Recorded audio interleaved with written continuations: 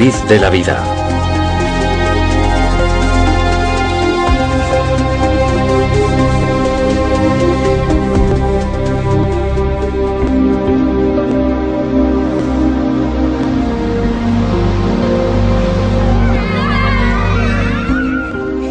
Dimitri, de 5 años, nació con parálisis cerebral.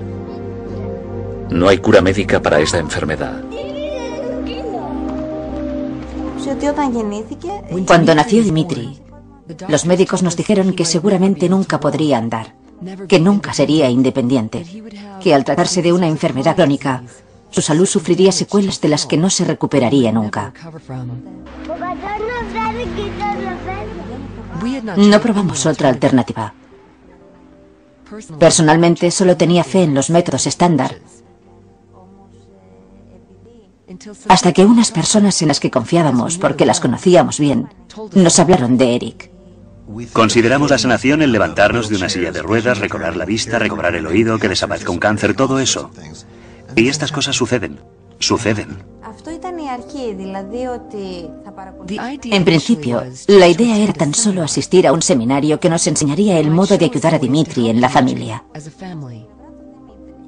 Los padres de este niño aparecieron y me preguntaron si haría una sesión de sanación después de la presentación. Les dije, bien, están cerrando la sala, pero déjenme acabar de firmar estos libros y les pediremos que nos dejen la sala durante un rato más. ¿Qué ocurre?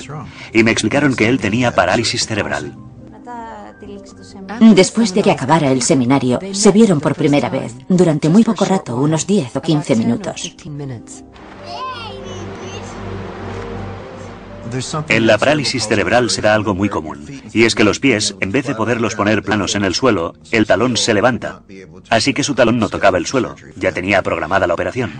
Tenía que llevar aparatos. Para poder levantarse tenía que agarrarse a los muebles o a la ropa de alguien. Para poder bajar escaleras tenía que sentarse en los escalones y bajar los peldaños uno a uno. Y para subir debía hacerlo a 4 patas. Fuimos al escenario con Dimitri. Le subimos a una cama que había allí. Y le dijimos que estuviera tranquilo y que colaborara con Eric. Que no iba a pasar nada que le incomodara.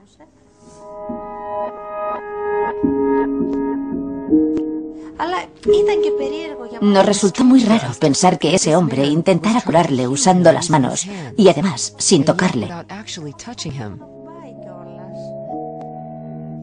A los 4 minutos se levantó y no solo caminaba. Estaba saltando y corriendo. Fue una gran sorpresa y una gran alegría para nosotros. Pero a la vez nos quedamos pensando cómo eso había dado resultado tan deprisa, tan directamente y tan eficazmente. Caminaba muy bien, no de puntillas. Y no necesitaba la ayuda de nadie para subir escaleras, que era lo que solía ocurrir.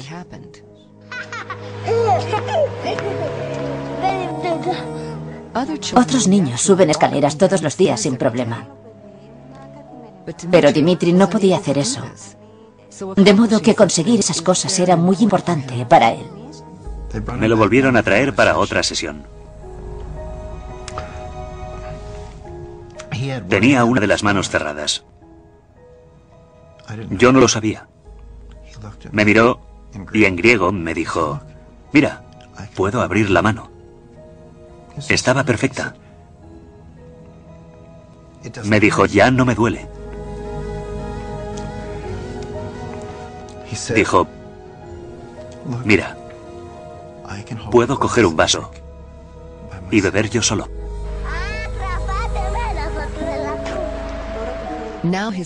Ahora tiene el puño abierto. Está relajado y colabora con la mano izquierda mucho mejor, lo que es de gran ayuda. Ya no tiene el puño cerrado, eso le incomodaba mucho. Y cuando quiere darnos un abrazo, antes solo lo hacía con un brazo. Ahora nos da un abrazo de verdad y dice, mirad, puedo hacerlo, ya soy mayor.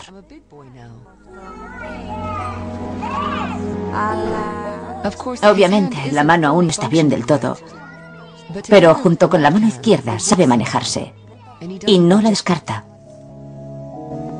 Tal vez el aspecto más fascinante de la sanación reconectiva sea que se puede aprender. No me podía creer que esto fuera algo que se pudiera aprender. Creía que era algo que solo podía hacer Eric. No pensaba que yo también pudiera adquirir esa habilidad y ayudarte a ti, a mi vecino, a mi amigo. Pero en el transcurso del programa, enseguida constatamos con nuestros propios ojos que sí se puede aprender para ayudar a otros. Si ves el ejemplo en carne y hueso delante de ti, como nosotros vemos a nuestro hijo, entonces creo que sí, lo crees.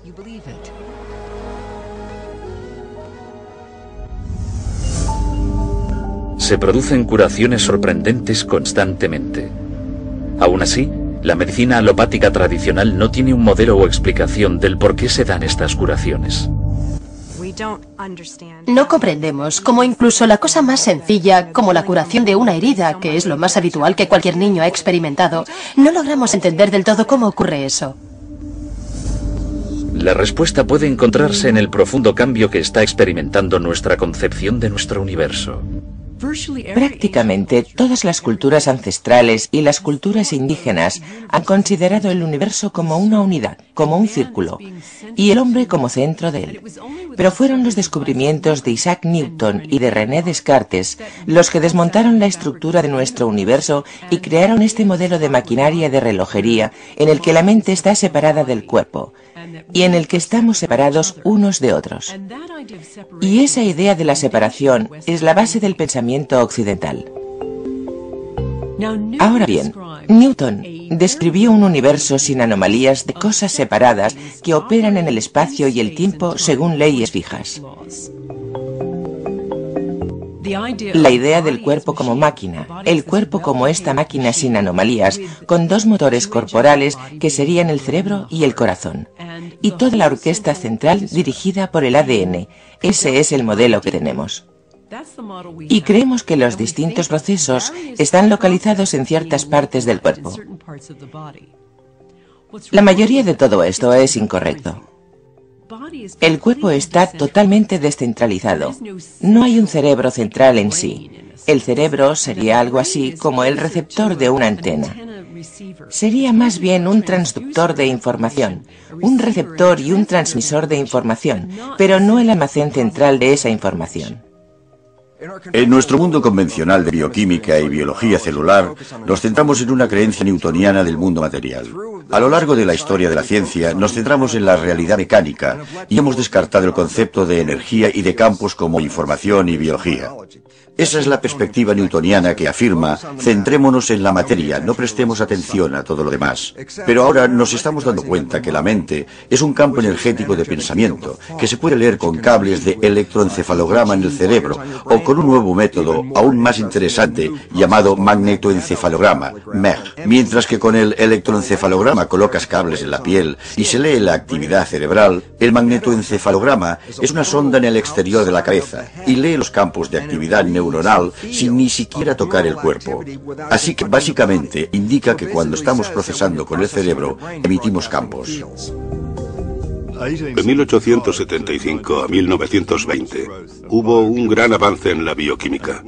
Y fue entonces cuando se pensó que, como somos una máquina química, la solución es darle al cuerpo las sustancias químicas adecuadas y te mejorarás. Hasta cierto punto eso es cierto. Pero al parecer esto no se puede aplicar a las enfermedades crónicas. Es cierto a corto plazo. Por entonces se produjo una importante escisión intelectual en la física, porque el antiguo mundo newtoniano, el universo reloj, se estaba reforzando. Y unos cuantos excéntricos en Dinamarca, Alemania y en menor medida en Inglaterra desarrollaron la física cuántica y afirmaron que no funciona del modo que se decía que funciona. La cosa no es así. Y se encontraron muchas anomalías en la física que no podían explicarse. Y el resultado de esto fue que la idea antigua de un universo mecánico, donde todo ocurre por una razón concreta, debía descartarse. La física cuántica cambió nuestra percepción de la realidad hace más de 80 años. Sorprendentemente, este nuevo punto de vista aún ha de incorporarse en nuestro modelo de biología actual. El principal problema con el modelo biológico actual es que es reduccionista y mecanicista. Eso significa, primero, que intenta explicarlo todo en términos de pequeñas partes, en general moléculas, porque son los componentes más pequeños de los organismos. Y en segundo lugar, intenta considerar el organismo como una máquina que funciona sencillamente en términos de física y química. Se supone que las reacciones químicas en el cuerpo son centrales, y la razón principal por las que ocurren, según la teoría actual, es por la colisión molecular, de modo que una molécula colisiona con otra y es así como contienen esta información y cómo tenemos una cascada de procesos químicos. Si pensamos en una célula cualquiera, una célula es como una piscina y las moléculas son como un par de pelotas de tenis en esa piscina. Y según esta teoría, una pelota de tenis debe encontrar otra pelota de tenis en esa inmensa masa de agua y hacerlo de forma instantánea. Y se supone que eso explica los millones de actividades instantáneas que tienen lugar en nuestro cuerpo a cada segundo. Y eso es absurdo. El sistema de control existente de la medicina moderna son las enzimas, las hormonas, no la conciencia, no las emociones, no el campo corporal. Todo lo que hay ahí como sistema de control son enzimas y hormonas. Y a nosotros esto nos parece poco acertado para explicar toda la magnificencia del comportamiento y las enfermedades humanas y todo eso. Es imposible. La medicina actual sigue trabajando con los antiguos paradigmas de la física que se remontan a la época de Newton y la primacía de la materia. La física moderna hace mucho que eliminó ese paradigma y entiende que no es la materia, sino la mente o el espíritu lo que es primordial. Aunque no se define como espíritu, sino como campos de energía inteligente. Consideramos la ciencia como una especie de verdad absoluta y como una historia que ya se ha escrito. Pero la realidad es que la ciencia es una historia relatada por capítulos, y cada nuevo episodio suele pulir o cambiar por completo lo que se ha dicho antes. Este péndulo intelectual oscila y está oscilando hacia la idea del holismo y teniendo en cuenta cómo funciona un sistema como un todo. Por el contrario, los médicos empezaron a observar cómo funciona cada célula en particular y se centraron en un nivel celular. Eso se lleva haciendo cientos de años, vale, lo entendemos bien, pero no entendemos cómo se comunican las células entre ellas y cómo manejan la información.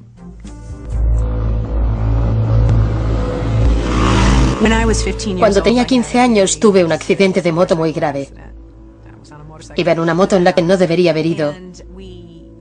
Y nos arrolló un coche que me provocó una herida muy grave en la pierna, en la que me dieron 66 puntos. En el momento del impacto, recuerdo claramente haber tenido una experiencia extracorpórea en la que mi conciencia vio a mi cuerpo salir por los aires para acabar en el suelo. Fue muy impactante cuando, digamos, que volví a mi cuerpo. Eso me demostró que quizás mi conciencia no solo está en mi cerebro, sino que es algo más amplio que eso. Entonces me enfrentaba a unas secuelas muy graves. Comentaron la posibilidad de tener que amputarme parte de la pierna. Y me recuerdo tumbada y escayolada desde la cadera hasta el tobillo y pensando sobre cómo recuperar mi sistema inmunológico con mis pensamientos, de modo que pudiera estimular la curación de mi pierna. Me tumbaba en el sofá y visualizaba mi sistema inmunológico y notaba un hormigueo.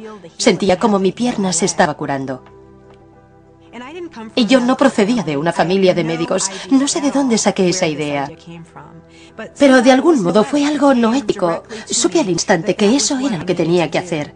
Y al final me quitaron la escayola y ahora, como se ve, sigo siendo un ser de dos piernas, por suerte. Así que en esa curación creo que tuvo algo que ver parte de mi experiencia personal. Que hubo algo que me hizo saber que mi mente era importante para mi cuerpo y que mi cuerpo era importante para mi mente. Algo que sabía intuitivamente. Mente, intención, creencia. ¿Pueden influir estos factores en la curación? Si crees que tienes una enfermedad incurable, si tú mismo lo crees, tienes razón. Si crees que tu problema se puede curar, entonces también tienes razón. Todo depende de tu intención. Cuando pensamos en la intención, nos preguntamos qué es y qué papel desempeña la intención en la curación. La intención desempeña un papel cuando pensamos en cómo nuestros pensamientos, nuestras emociones y nuestras cogniciones influyen en nuestro sistema inmunológico y en nuestro sistema endocrino. Y sabemos que esto es así. Sabemos que las personas que sufren de mucho estrés, por ejemplo, tienen una capacidad menor para que sus sistemas inmunológicos funcionen bien. En los laboratorios se ha descubierto en los últimos 15 o 20 años, por ejemplo, que la intención tiene efectos físicos. Por ejemplo, hace poco llevamos a cabo un estudio en el que reunimos parejas, uno de cuyos miembros tenía cáncer. Y cogimos a la pareja del paciente que tenía cáncer y le formamos en lo que denominamos programa de intención compasiva. Se les invitó a participar en un programa de formación. Gran parte tenía que ver con la meditación, con la apertura del corazón, con las energías sutiles. Y asistieron a este programa de formación y les pedimos que se fueran a casa y siguieran practicando esta intervención durante 8 semanas.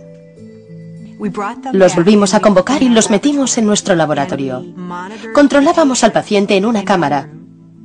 Le metimos en una cámara de 900 kilos protegida electromagnéticamente para que no hubiera campos electromagnéticos ni para que la pareja del paciente de cáncer hablara con él por radio o por el móvil y le dijera: vale, ahora respira profundamente.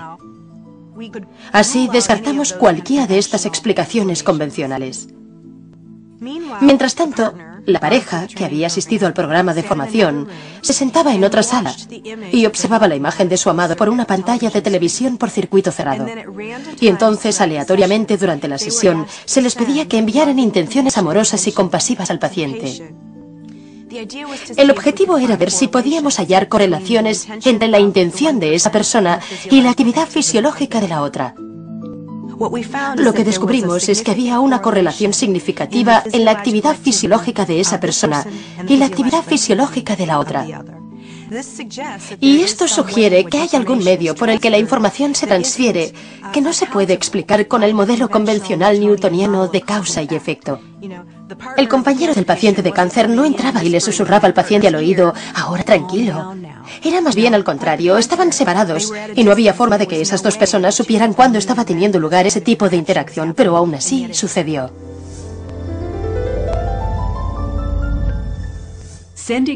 Enviar una intención de que estoy mejor, enviar información convincente de que estoy mejor, es enviar información al cuerpo para que se corrija.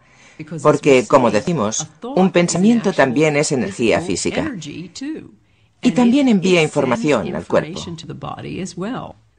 Está perfectamente demostrado que nuestro sistema de creencias afecta a cómo nos comportamos y a cómo actuamos. Y también afecta a nuestra forma de vida. Así que si no creemos que podemos ayudarnos a nosotros mismos, seguramente no podremos. Si no creemos que la información positiva es útil para nuestra salud y bienestar, entonces seguramente no lo será. Nuestros pensamientos crean nuestro cuerpo momento a momento. Cuando tenemos pensamientos positivos, liberamos ciertas sustancias químicas en el cuerpo. Cuando tenemos pensamientos negativos, liberamos sustancias químicas negativas en el cuerpo. Y estas tienen un profundo efecto en cómo se comportan las células y en cómo se está usando la nutrición. Para mí está claro, al ser osteópata, que el estrés que las personas albergan en su cuerpo tiene distintos patrones según cómo estén pensando. Tal vez el aspecto más esencial de la curación sea creer en la modalidad que usamos y ser positivos de algún modo. Se ha comprobado que creer en un sistema de medicina es crucial para que sea eficaz. Yo le decía a gente que tenía cáncer, tras investigar sobre las limitaciones de cosas como la quimioterapia: no hagáis quimioterapia, solo funciona el 9% de las veces. Ya no hago eso. Y el por qué no lo hago es que considero que la propia creencia es la medicina más poderosa del cuerpo. Y si crees que algo va a funcionar, sea lo que sea, te funcionará. Hubo un estudio en Houston sobre algunos pacientes que iban a operarse de la rodilla por artritis. La mitad sí que se sometió a una operación para que le solucionaran la artritis. A la otra mitad se le sometió a una operación falsa. Sencillamente les abrieron la rodilla y luego la cerraron sin hacer nada. Después de 3 años de seguimiento, descubrieron que ambos grupos de pacientes afirmaban no tener dolor. Así que los pacientes a los que no se les había hecho nada también decían no tener dolor. Su artritis había desaparecido. Ha habido otros estudios para comprobar si hay alguna diferencia entre ir al gimnasio y pensar que vas al gimnasio. Y en este estudio seleccionaron a un grupo de personas y a la mitad la enviaron al gimnasio a trabajar sus bíceps y a la otra mitad la dejaron sentarse en el sofá y pensar en que iban al gimnasio y que desarrollaban sus bíceps. Y aún así, afirmaron que esto tuvo un gran efecto en el grupo que se limitó a sentarse en un sillón. Los sedentarios desarrollaron los bíceps, así que el cuerpo no puede distinguir entre la acción y el pensamiento, y esto se ve clarísimamente con el efecto placebo.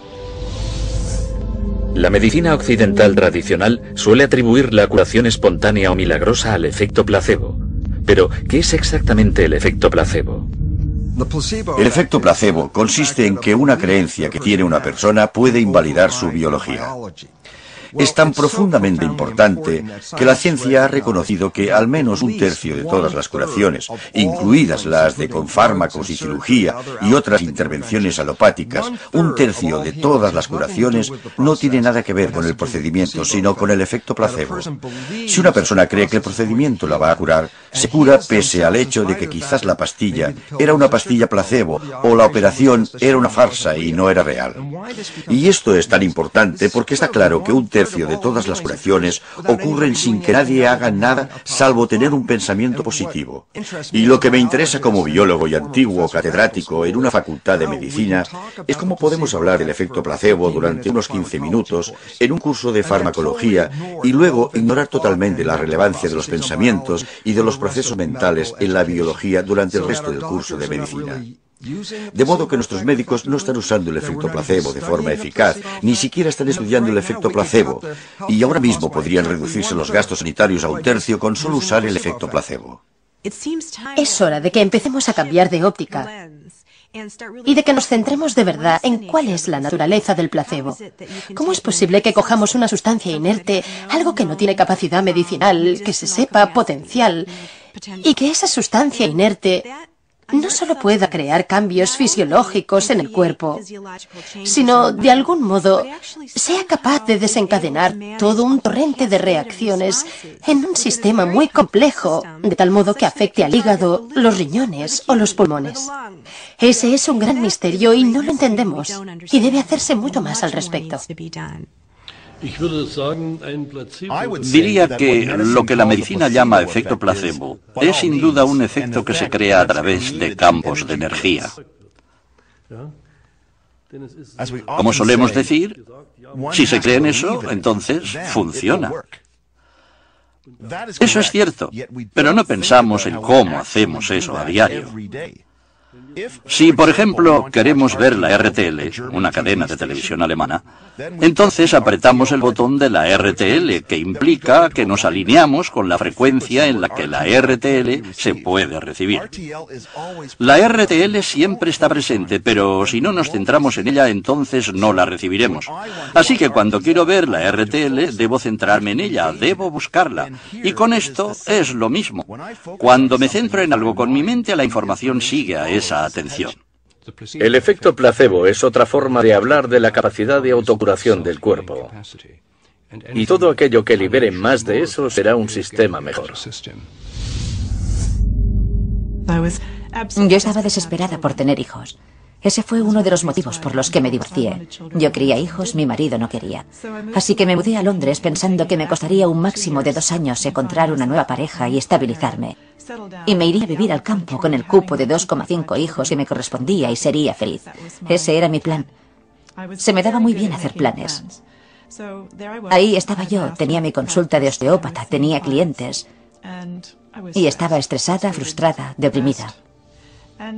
Llevaba años teniendo jaquecas. Quizás durante unos 10 años había tenido unos dolores de cabeza espantosos e iban cada vez a peor. A veces me duraban 5 días. Tenía una visita rutinaria con mi médico y este descubrió que mis niveles de hormonas estaban muy alterados e inmediatamente sospechó que tenía un tumor.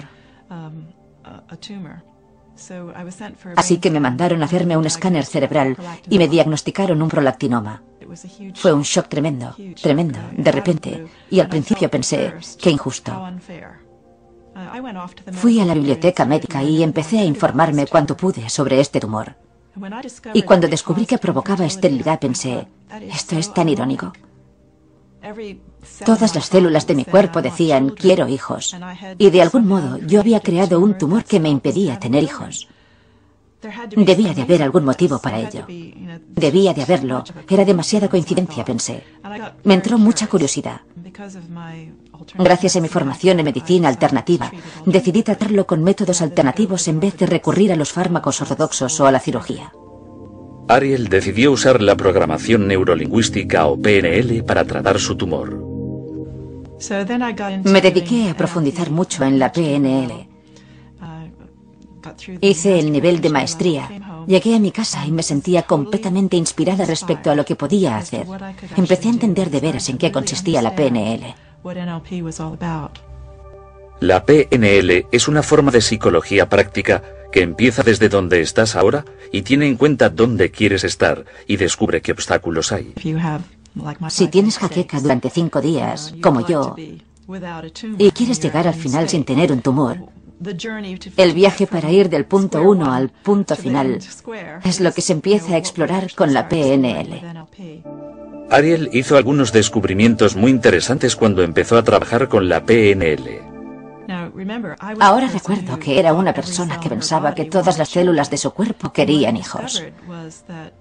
Y lo que descubrí fue que en el fondo, remontándome a mi primerísima infancia, sentía tanta aversión a cómo había sido mi familia, que lo último que deseaba en el mundo era ser madre. Y esto me sorprendió sobremanera. Yo había creído desear una cosa y en realidad una parte inconsciente de mí iba en una dirección completamente opuesta. Y cuando comprendí los motivos por los que no quería hijos y en qué se basaba eso, pude librarme de ello y permitir que todo fuera como debía ser. Y al menos entendí por qué me había creado una vida que seguía ese camino.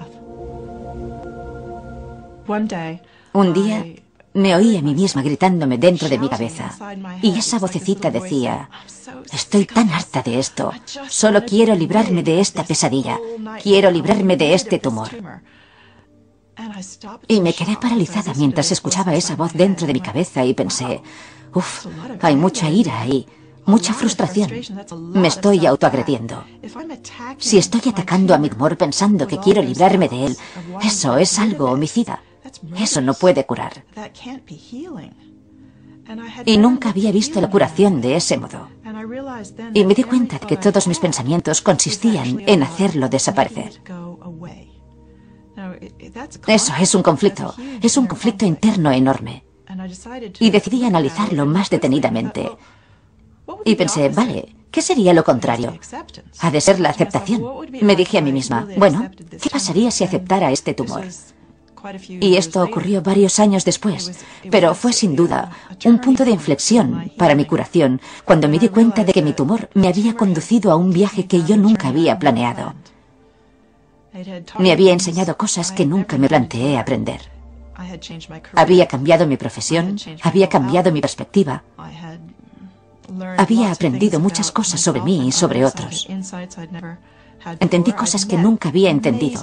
Había conocido gente estupenda, maravillosa de todo el mundo. Gente de todo el mundo me había apoyado. Y me percaté de que me quería mucho más. Y pensé, vale, veo que este tumor no ha sido malo del todo. ¿Y si está aquí con alguna finalidad? Porque hasta ahora me ha servido de mucho. Así que si está aquí por algo y sigue aquí, quizás aún sigue habiendo una finalidad. ¿Qué ocurriría si le diera permiso para quedarse toda la vida? 6 meses después de darme cuenta de esto y haber llegado al punto de aceptar la presencia de mi tumor, me hicieron unos análisis de sangre y fui a ver a mi especialista. Y para mi sorpresa, mis niveles de hormonas eran totalmente normales. Y cuando mi médico los vio, me dijo: vaya, esto es increíble. Yo pensé que habían cometido algún error, que los resultados del análisis no estaban bien o algo así. Le dije: ha pasado mucho tiempo, ahora soy mayor, quizás mis hormonas han cambiado. Y él exclamó: no, eso no puede ser. Dijo: esto solo puede significar una cosa, tu tumor ha desaparecido. Y dijo: tienes un gran mérito. No sé qué has hecho, no sé qué has estado haciendo, pero debo decirte que llevo visitándote 10 años y no eres la misma persona que eras hace 10 años. Eres completamente diferente.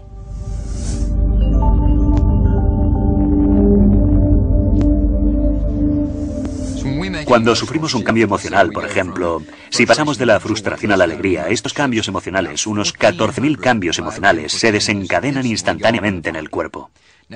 Si pensamos en el transcurso de un día, todas las emociones que sentimos, los altibajos, la multitud de tesituras emocionales que tienen lugar a través de nuestras percepciones durante un día, comprobamos que las emociones crean montones de cambios en nuestra fisiología. De modo que tiene mucho sentido empezar a prestar atención a la dieta emocional, además de la dieta física. Esa es una de las claves para tener mejor salud y, sin duda, para ralentizar el proceso de envejecimiento. Las emociones negativas intensas solo nos degeneran. Los estados emocionales positivos nos regeneran. Es algo matemático. Sintamos más amor, más comprensión, más agradecimiento y nuestra salud tendrá más ocasión de mejorar y seguir así.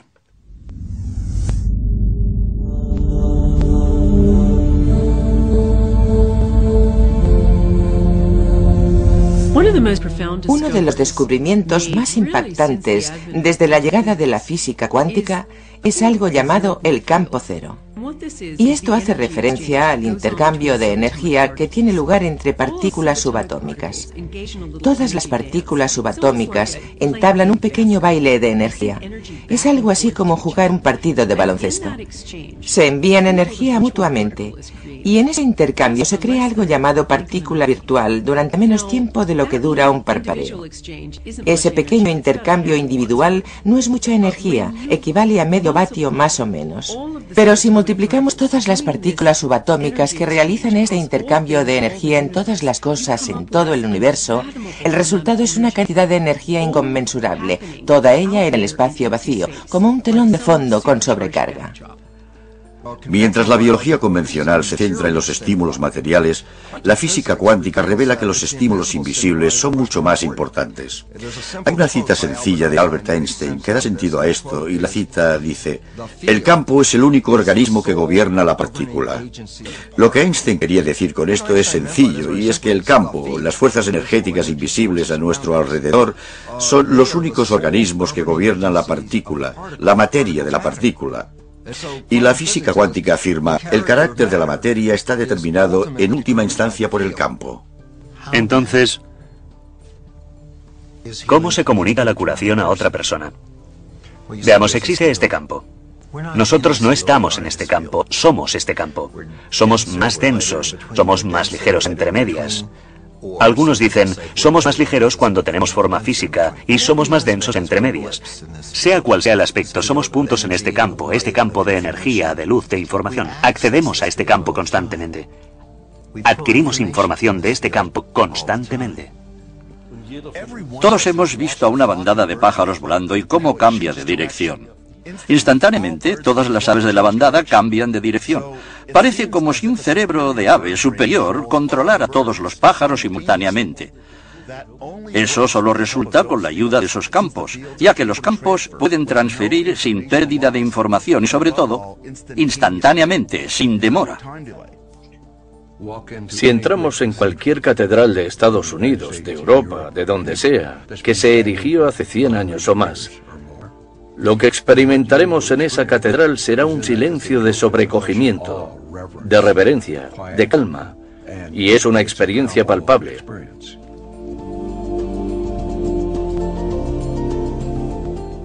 ¿Por qué esto es así? Es así, porque durante cientos de años, la gente que ha entrado en esa catedral lo ha hecho con su mejor disposición, ha ido a rendir culto, y en ese estado mental en el que las emisiones cuánticas del cuerpo y cerebro se emiten allí, esa catedral las absorbe, y en siglos posteriores retroalimentan a los feligreses que entran allí. Y por eso sienten ese silencio, ese sobrecogimiento y veneración. Todos formamos parte de ese campo de energía gigante, ese campo cero. Todos estamos conectados y estamos conectados más allá de los confines más lejanos del cosmos.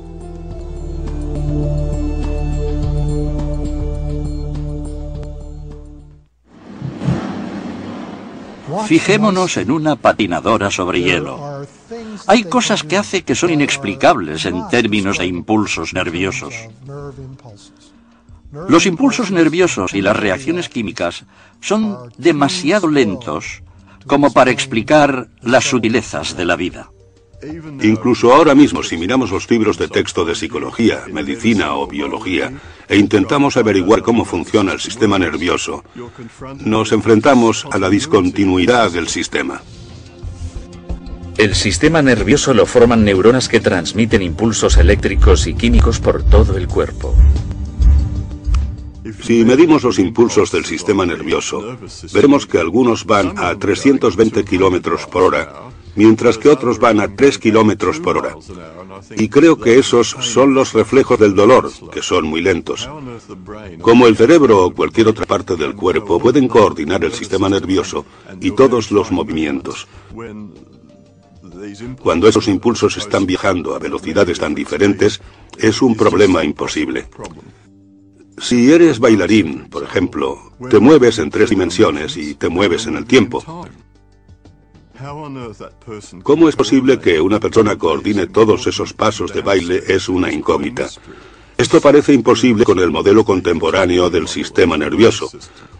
Necesitamos una teoría del campo para explicar cómo el sistema nervioso, en toda su complejidad, puede coordinar todo lo que tiene lugar en el cuerpo. Ahora sabemos, al estudiar la actividad del sistema nervioso, que el cerebro puede empezar a lanzar impulsos sincrónicos en diferentes zonas del cerebro prácticamente al instante.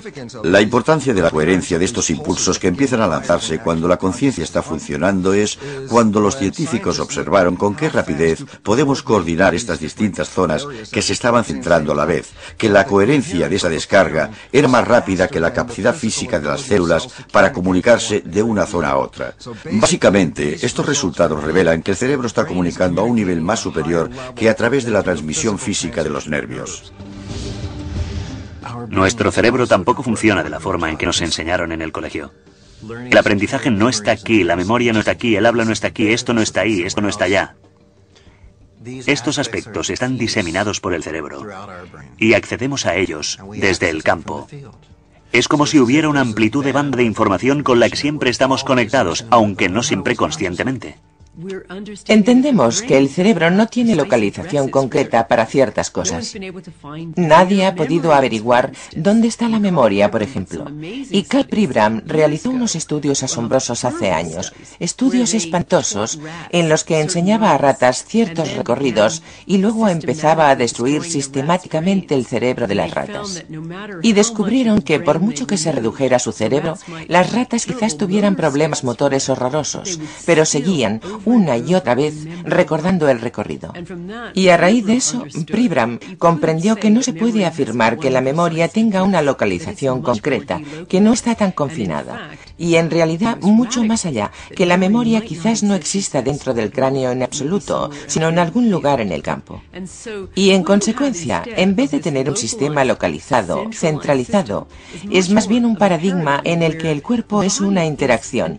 No es algo que acaba aquí, es algo que acaba ahí fuera. Y que hay una interacción entre nosotros y el entorno, entre nosotros y el campo en todo momento. Yo tenía un problema en un riñón que me descubrieron con una resonancia magnética. Los médicos querían operarme, hacer una biopsia, y yo dije, no, no lo haremos. Yo tenía un sanador, Adam, un joven en Vancouver, que está desarrollando sus dotes como sanador. Él quiso trabajar en ello. Durante un mes trabajamos en ello una vez a la semana. Por medio de una simple fotografía, Adam puede percibir el campo corporal de una persona a través de una imagen holográfica. Ve zonas donde el flujo de energía está bloqueado, lo que indica enfermedad o lesión. Por medio de su intención para curar, manipula la energía y la información para eliminar esos bloqueos y permitir al cuerpo que cambie. Volví para hacerme una ecografía un mes después del diagnóstico. El radiólogo examinó los datos y dijo: sea lo que sea que esté haciendo, siga con ello. El problema en el riñón es más pequeño y está desapareciendo. Volví 3 meses después de aquello, y luego en 2003. Después de eso, tras un periodo de sanación de menos de 6 meses, me volví a hacer otra ecografía, y el problema había desaparecido por completo. Todo volvía a ser normal. Casi todas las sanaciones que he practicado con él han sido a distancia. Y no parece... La distancia no parece afectar en absoluto, lo que sugeriría de nuevo que estamos ante un fenómeno cuántico. El sanador estaba en Vancouver, Columbia Británica, y yo estaba en Florida, la mayor distancia posible con los Estados Unidos. Y seguí experimentando con diversos modelos de sanación para diferentes cosas con distintas personas. Pero el mecanismo es siempre el mismo. Hay información que se transfiere, y también parece haber una transferencia de energía que es palpable. Parece ser que nuestro cuerpo está conectado con el campo. Pero ¿cuál es el mecanismo para esta intercomunicación? ¿Cómo puede darse esta conexión? Una posible respuesta: el biofotón. Los biofotones son emisiones débiles de luz que emanan de las células de todos los seres vivos. Sabemos que enviamos información con emisiones de biofotones porque personas como Fritz Popp han descubierto que enviamos pequeñas corrientes de luz. Empezamos a buscar esos fotones. Supe desde el principio que no debían de ser de mucha intensidad. Pero estaba claro que esos fotones estaban en todas las células internas. Para detectar los biofotones, el profesor Popp y sus alumnos necesitaban un fotomultiplicador que fuera tan sensible como para ver una vela a 20 kilómetros de distancia. Cuando un organismo vivo se coloca delante de un detector de fotones, la luz emitida por las células se puede observar. Empezamos con plántulas de pepino y después con otras. Y todos los sistemas vivos que colocábamos en ese instrumento mostraban una emisión muy débil de fotones. El profesor Popp sugiere que estas emisiones de biofotones pueden estar controlando nuestro metabolismo corporal. Las moléculas no pueden regularse a sí mismas. Deben de tener un campo. Así que los fotones deberían ser los portadores de la información, lo que es necesario para regular el metabolismo. Estos biofotones crean una red dinámica y coherente de luz dentro de nuestro cuerpo. Nuestro cuerpo está constantemente emitiendo luz en forma de biofotones. ¿Son estos biofotones el mecanismo de control del cuerpo? ¿Acaso no es esa la función de nuestro ADN, nuestros genes? Los genes no controlan nuestra biología. Cuando encontramos enfermedades recurrentes en una familia, como el cáncer, enseguida estudiamos el historial genealógico y señalamos a todos los receptores de este cáncer en la familia. Y al instante decimos: mirad, la genética, esto es común en la familia, así que debe de haber genes cancerígenos. Lo que no se ha tenido en cuenta es un estudio muy interesante que revela que cuando los hijos son adoptados en una familia que tiene cáncer, los hijos adoptados desarrollarán el cáncer con la misma propensión que un hijo biológico en esa familia.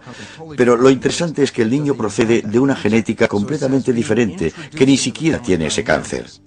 Así que entrar en la dinámica familiar, que es donde se aprenden las percepciones, las creencias y actitudes, es lo que determina el cáncer, no la genética con la que nace alguien. Hay una nueva rama de la genética conocida como la epigenética, que hace referencia a la influencia del entorno en la expresión genética. Los epigenetistas han descubierto que la información dentro de cada célula, aquello que la pone en marcha y que cambia las cosas, no está dentro de las células, sino en el exterior. Las señales tienen lugar fuera, en el entorno. Un gen es un anteproyecto, eso es lo que es, para crear una molécula proteínica. Y las proteínas, hay más de 100.000, son los cimientos que nos proporcionan nuestra biología, nuestra estructura y comportamiento, ¿vale? La cuestión es que hablamos de genotipos, y hasta en los últimos 10 años, un genotipo era una parte de información predeterminada para crear una proteína concreta. La nueva ciencia es alucinante, porque revela que a través de mecanismos epigenéticos, a través de la influencia del entorno al leer los genes, los mecanismos epigenéticos pueden producir más de 30.000 variaciones diferentes de cada genotipo. Y de repente, cuando empiezas a reconocer eso, te das cuenta de que tenemos potenciales completamente ilimitados. Y esto es un gran cambio de una creencia de que los genes eran deterministas. Ahora los genes son posibilidades. Si solo consideramos el nivel molecular, el proyecto del genoma humano ha revelado que tenemos unos 25.000 genes, muchos menos de los que en principio se esperaban. El proyecto del genoma del chimpancé ha secuenciado el genoma del chimpancé, y su genoma es prácticamente igual al nuestro. Tiene el mismo tipo de proteínas, el mismo tipo de genes, apenas se distingue la diferencia. Aún así hay una diferencia clara, y si no se puede explicar mediante los genes, ¿mediante qué se puede explicar? Y la respuesta es, creo yo, los campos morfogenéticos. Al igual que se pueden construir dos edificios distintos con los mismos ladrillos y cementos, si tienes dos planos diferentes, puedes construir organismos diferentes con distintos campos, incluso si las moléculas que los componen son muy similares, como lo son en humanos y chimpancés. El ADN es como una biblioteca. Estas son todas las proteínas posibles, desde los gusanos hasta nosotros. Es la misma biblioteca, pero debes saber qué libro sacar de la biblioteca. Este es el gran problema de la genética. Tratar de explicar cómo el cuerpo sabe qué libro sacar de la biblioteca genética. Y creemos que el campo corporal es el que decide qué información se extrae del ADN.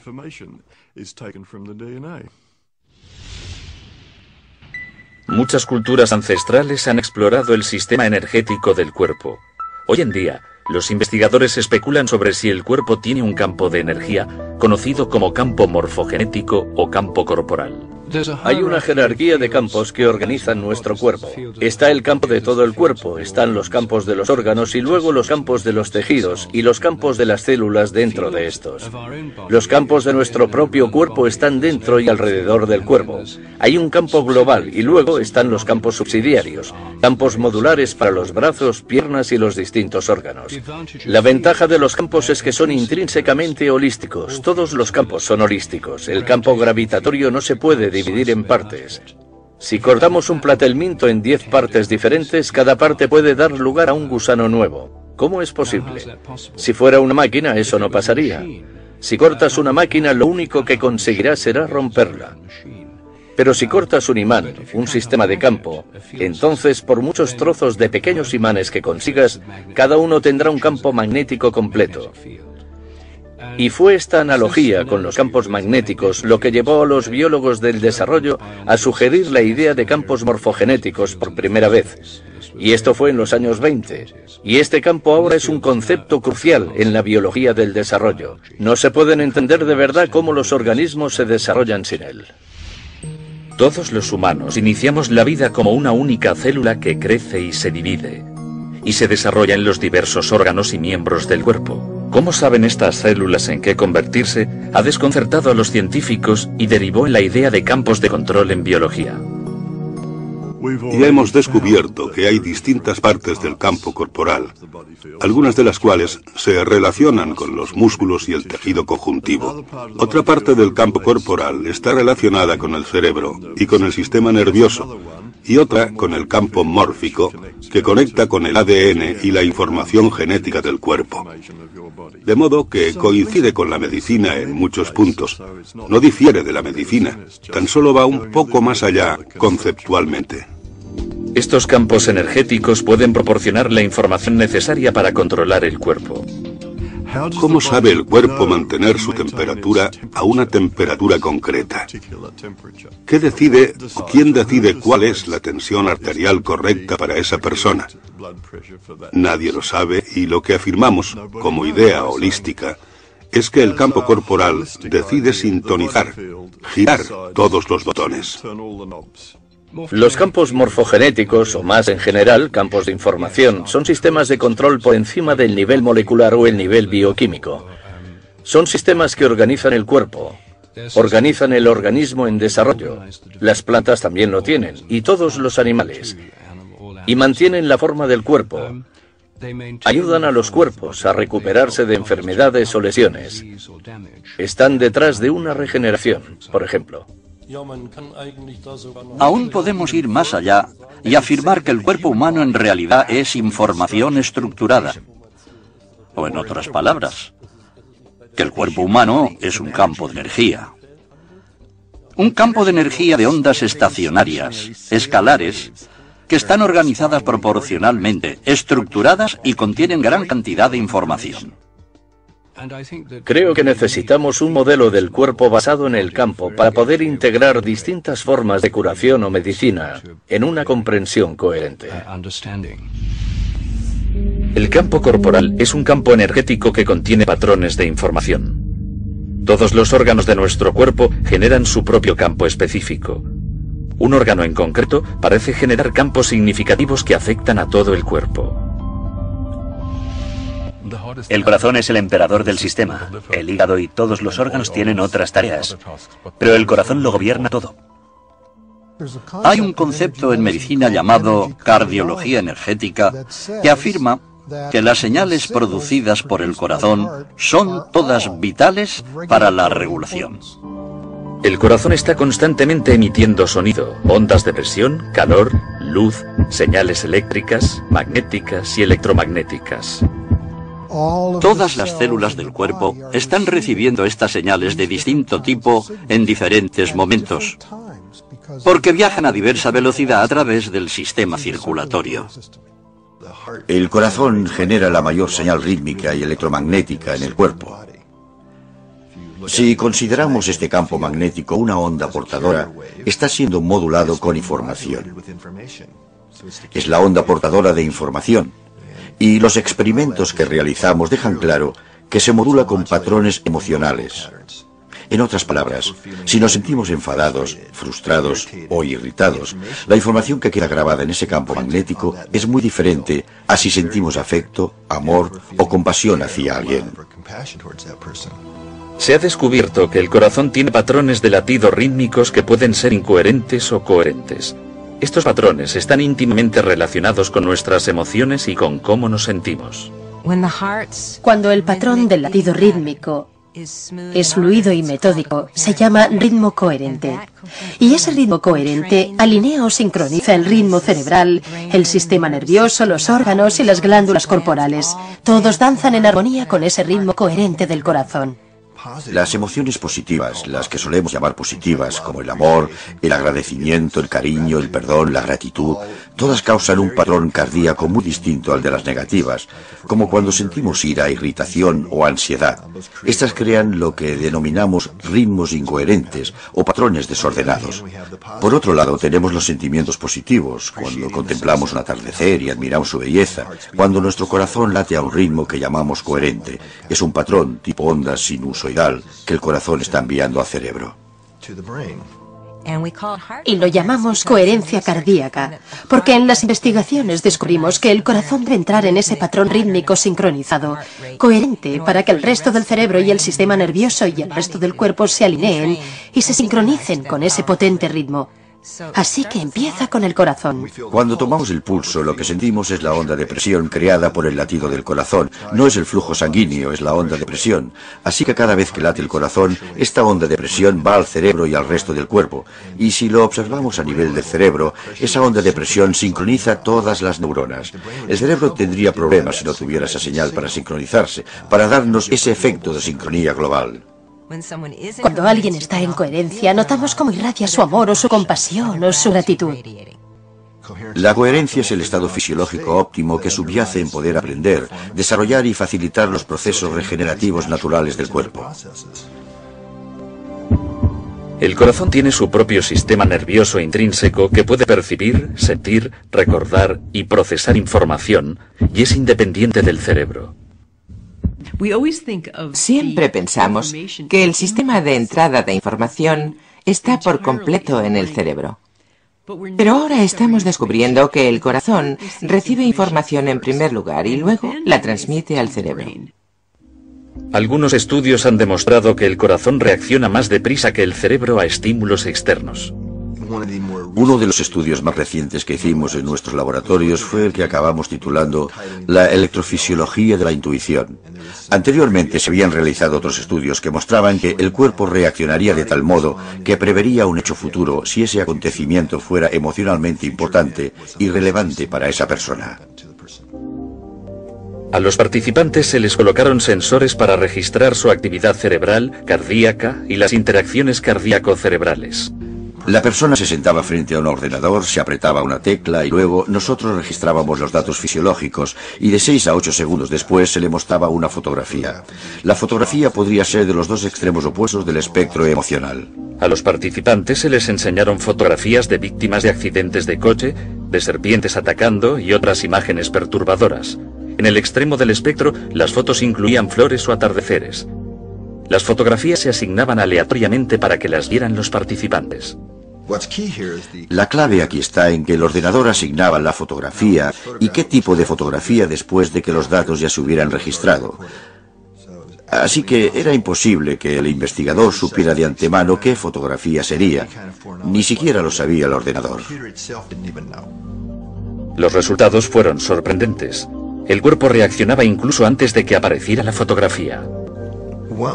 Descubrimos no solo que el cuerpo reaccionaba antes del estímulo, antes de ver la fotografía, como si la predijera, sino que era el corazón el que reaccionaba primero. La respuesta del corazón no solo era más rápida, sino que la señal que enviaba al cerebro variaba dependiendo del contenido emocional de la fotografía. Al observar las señales que el corazón enviaba al cerebro, vimos que el corazón mandaba distintos mensajes al cerebro dependiendo de la siguiente foto que fuera a aparecer. Después se veía una reacción cerebral, después una reacción corporal, que era cuando se hacía consciente. Así que el flujo de esta información intuitiva es corazón, cerebro, cuerpo. Después ha de haber una reacción corporal para que seas consciente de ella. Lo que revelan estos experimentos está cambiando nuestra concepción básica de cómo funciona el cuerpo humano. Parece como si el corazón y luego el cerebro tuvieran acceso a un campo de información no limitado por el tiempo y el espacio. Esto hace referencia a la holografía cuántica o física cuántica, y eso ya lo sabíamos.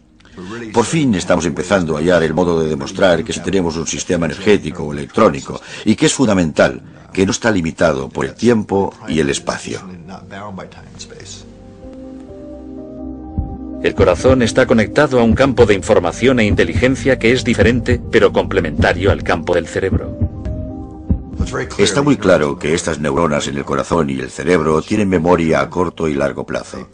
Procesan información. Es un cerebro funcional. Otros investigadores especulan sobre si el corazón puede ser el órgano matriz para grabar información en el campo del cuerpo. Hay muchos tejidos neurales en el corazón. Y creemos que el tejido neural está ahí para actuar como impresora para el holograma. El campo corporal holográfico está continuamente provisto de información a través de las ondas de presión del corazón. En el corazón hay una gran cantidad de carga. Las ondas de presión en presencia de esta carga dentro de la cámara del corazón bastan para imprimir información. Si el corazón está transmitiendo o imprimiendo información, debe de haber un modo por el que las células del cuerpo reciban esa información. Hay células proteínicas receptoras en el exterior de la célula que están allí para recibir información del entorno. ¿Cómo me irá hoy? ¿Qué pasa ahí fuera? ¿Qué quiere el cuerpo que haga a esta pequeña célula hoy? ¿Me entiende? Debe de haber comunicación intercelular, pero debe de haber una fuente para que pueda haber un sistema de control para el cuerpo.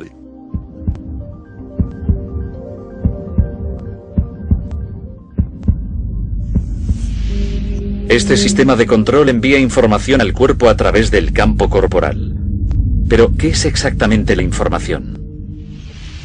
Consideramos el cuerpo como un sistema abierto, tanto material como energético de intercambio dinámico, y lo es.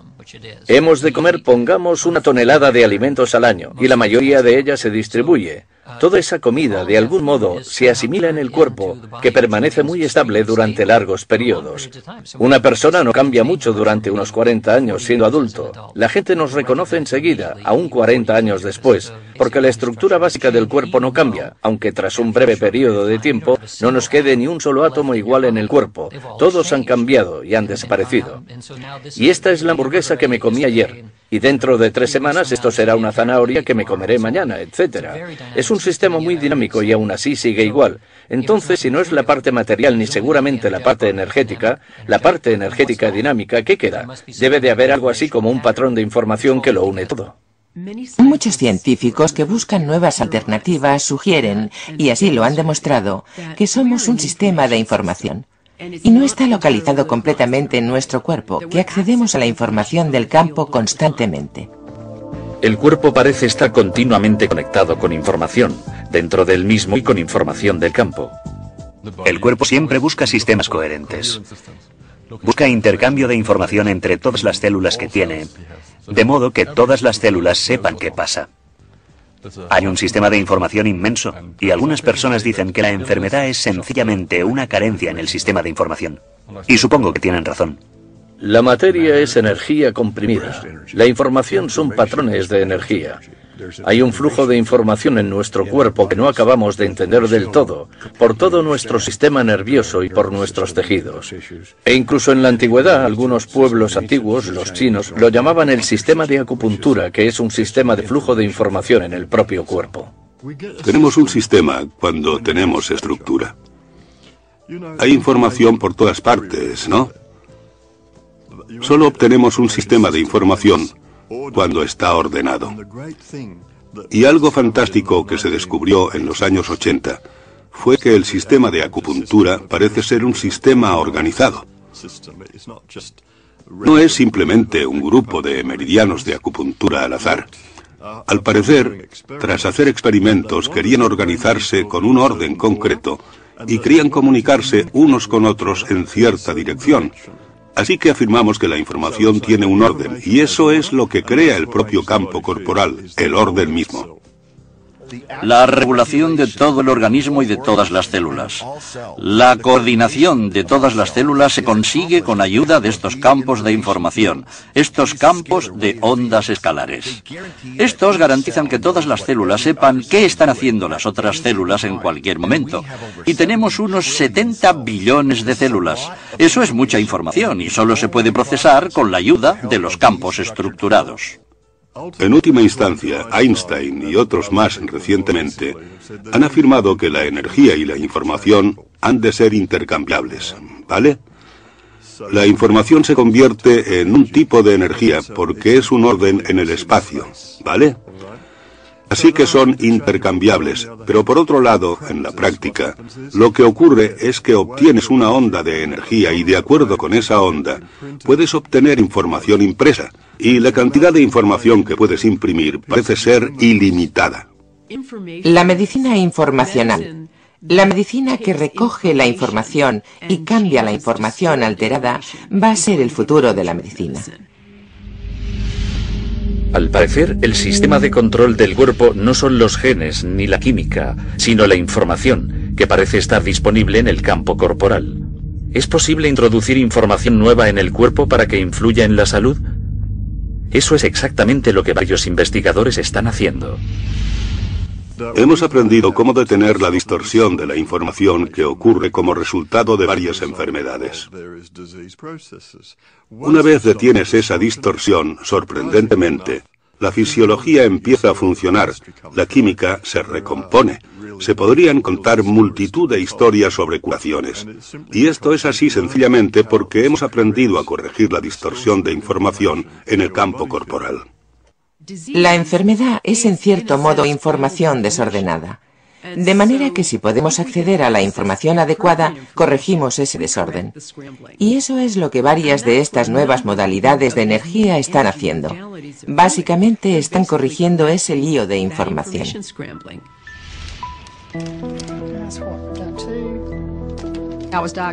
A mí me diagnosticaron cáncer de tiroides cuando tenía 20 años. Y como consecuencia de ello, me tuvieron que operar y me extirparon toda la glándula tiroides, salvo una cuarta parte. Desde entonces, he tenido que tomarme una hormona sintética para obtener la hormona tiroidea que necesitaba. Unos años después me diagnosticaron el síndrome de fatiga crónica y algunos años después fibromialgia. Y claro está, cada vez estaba más y más enferma. Mi marido tenía que sacarme de la cama si quería levantarme. Tenía que darme de comer, incorporarme en la cama y darme de comer. Empeoró hasta el punto de que yo tenía que bañarla y llevarla de la cama hasta el baño y cosas de ese tipo para que pudiera salir adelante en un día cualquiera. No sabían qué hacer con ese tipo de enfermedad. Más o menos me dijeron que debía vivir con ella. Yo no podía ayudarla. Y por muchas cosas que me dijera, lo que le doliera o lo mal que se encontrara o que le pasara, yo no podía ayudarla, ni tampoco nadie más, o eso creíamos. Mi médico al final me dijo, Vanessa, verás, ya no sé qué hacer por ti en este punto. Lo único que puedo hacer es recetarte fármacos para aliviarte un poco. Pero te aconsejaría que fueras a esta nutricionista. Y quizás ella te pueda ayudar a ver qué puedes comer, o al menos a que puedas empezar a obtener nutrientes de algo.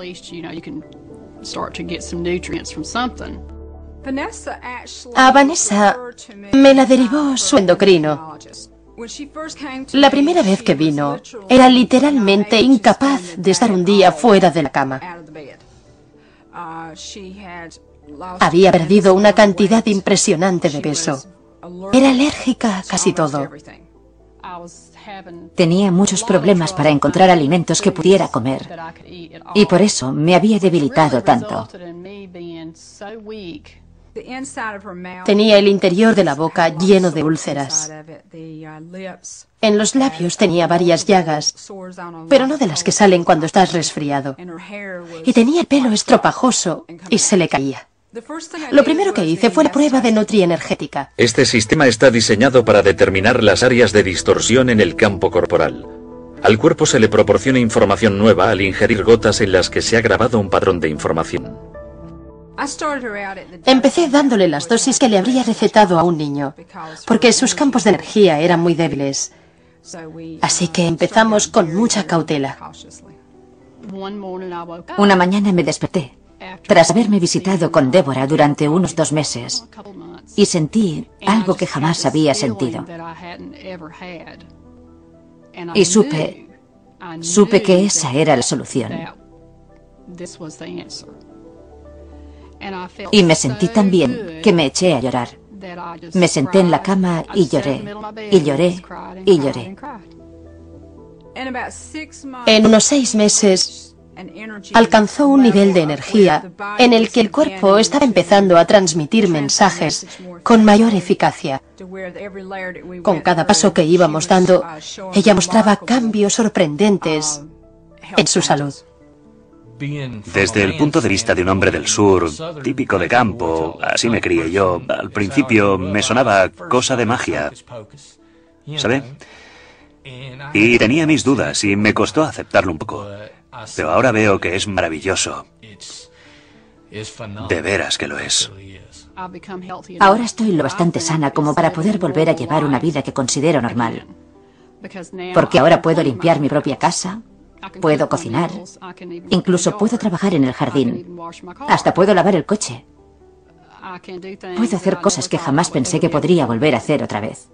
Ha dado un cambio de 180 grados, un cambio total. De veras que sí. Lo cierto es que no sé cómo explicar lo diferente que me siento.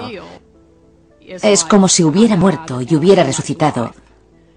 Y nunca pensé que volvería a sentirme así otra vez. He recuperado mi vida. He recuperado mi vida y es magnífico.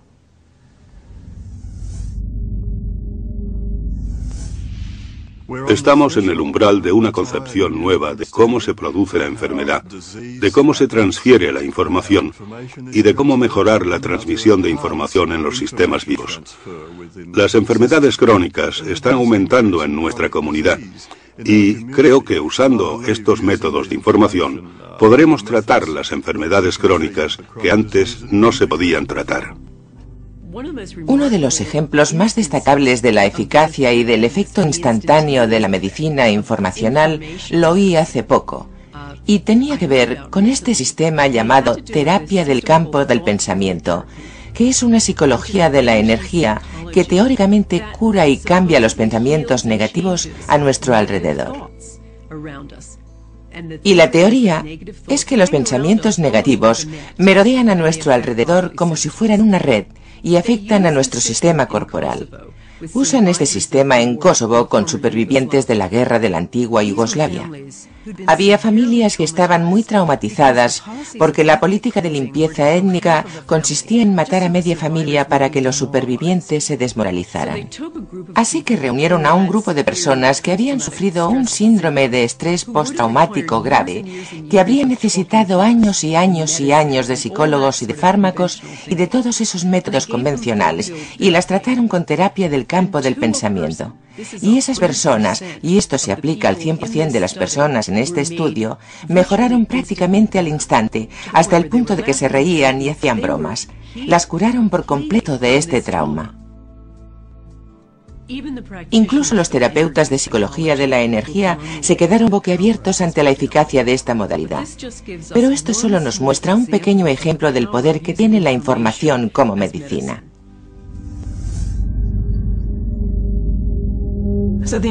Lo más importante es que las personas se responsabilicen de su salud. Que no piensen que viene de fuera o que otra persona se la puede proporcionar. Y al hacerse totalmente responsables, eso puede implicar empezar por elegir qué pensamientos van a tener, para que puedan adquirir un buen estado mental, el estado mental que propiciará la curación. Una de las cosas fundamentales que debemos cambiar en el futuro de la medicina es el centrarnos en el gen como si fuera la solución a todas las enfermedades. Si tenemos en cuenta lo que están descubriendo los epigenetistas, entenderemos que el gen está subordinado a este sistema exterior de información y que hemos de centrar la atención en la información en vez de en los genes, ya que es en lo que hemos de indagar. Tenemos que encontrar sistemas de información que regulen lo que va mal. Creo que no cabe duda de que la asistencia sanitaria a un nivel global está en crisis. Y es una crisis de significado, es una crisis de economía, es una crisis de liderazgo. Y es una crisis de nuestros modelos, de entender lo que promueve o facilita la curación. Hacemos cosas como si estuviéramos en guerra contra el cáncer. Intentamos destruir organismos invasores. Es un modelo bélico de salud y enfermedad y de cómo tratar la enfermedad. Y el cuerpo, en realidad, no quiere pasar por eso.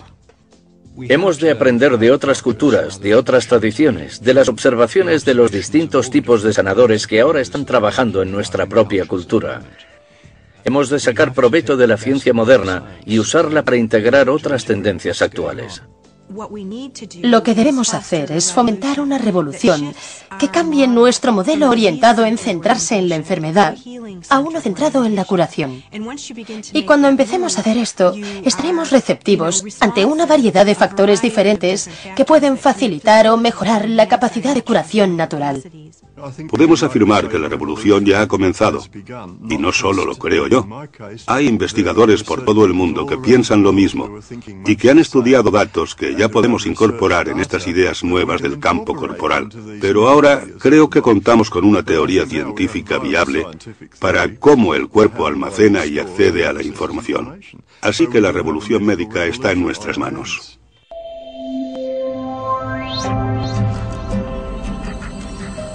La matriz de la vida.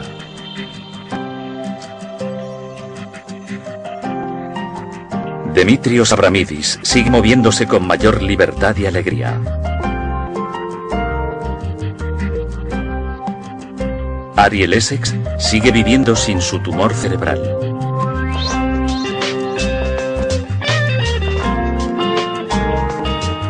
Dr. Edgar Mitchell sigue sano sin anomalías en el riñón. Vanessa Stone sigue viviendo sin los efectos del síndrome de fatiga crónica.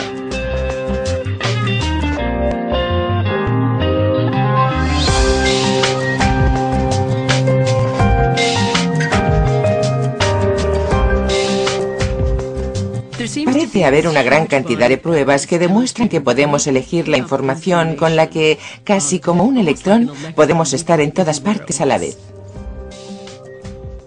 Yo definiría la curación como el aprender a corregir el campo corporal humano para que funcione según el genotipo original.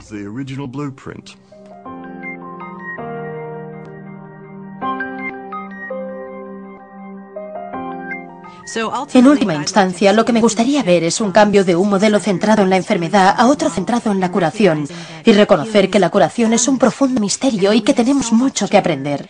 Y en vez de dar por hecho que tenemos las respuestas, estar abiertos a la posibilidad de que hay nuevas cosas por descubrir para mejorar la condición humana.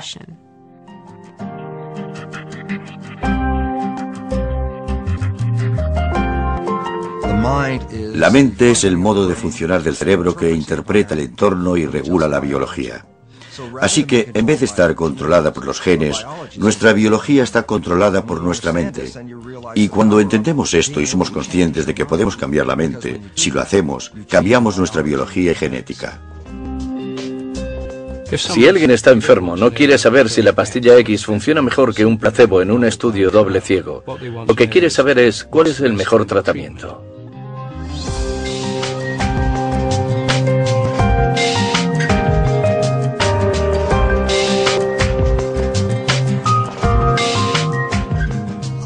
Creo que somos más poderosos de lo que pensamos.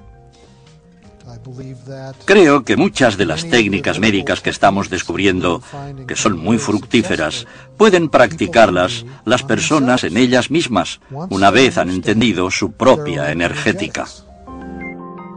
Está muy claro que la información negativa es dañina, o que si la aceptamos en nuestro cuerpo o en nuestro sistema de creencias, cambiará el modo en que reaccionamos y cambiará nuestro estado de salud.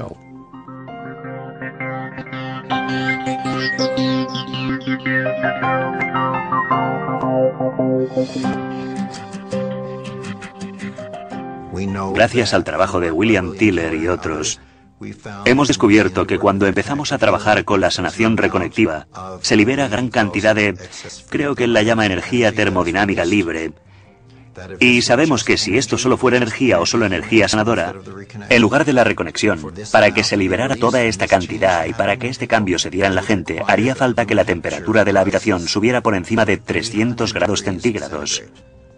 Lo que obviamente no ocurre, porque estamos accediendo a algo nuevo y diferente.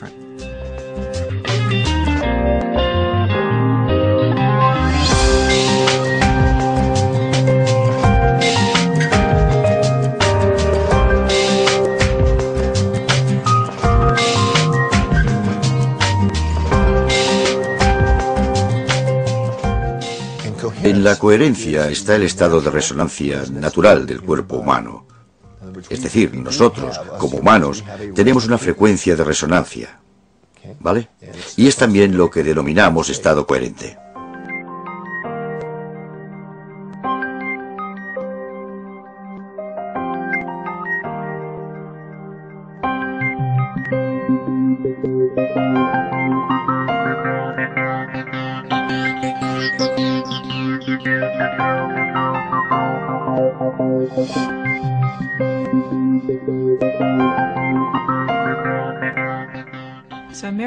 Un milagro empieza con un cambio de pensamiento. Es como cuando yo cambié mi forma de pensar en mi tumor y decidí que era mi mejor amigo y mi guía, en vez de que fuera lo peor que me había pasado en la vida. Ese fue el milagro. Cuando le di el permiso para quedarse el resto de mi vida, ese fue el milagro. La gente cree que es el resultado final, pero no es el resultado final. Es el cambio de pensamiento lo que causa un estado interior totalmente diferente.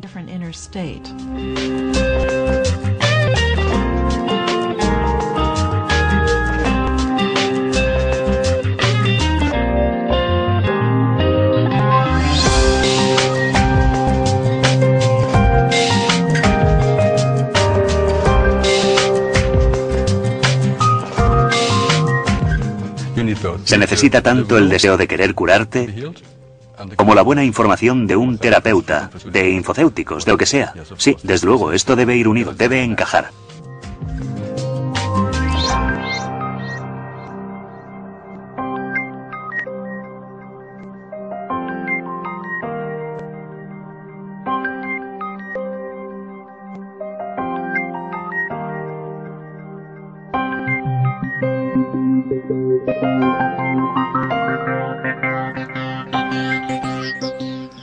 La curación es restaurar los mecanismos de autorreparación del cuerpo. Y eso es lo máximo que como médico se puede alcanzar, poder ayudar a tus pacientes a que restauren sus propios mecanismos de recuperación.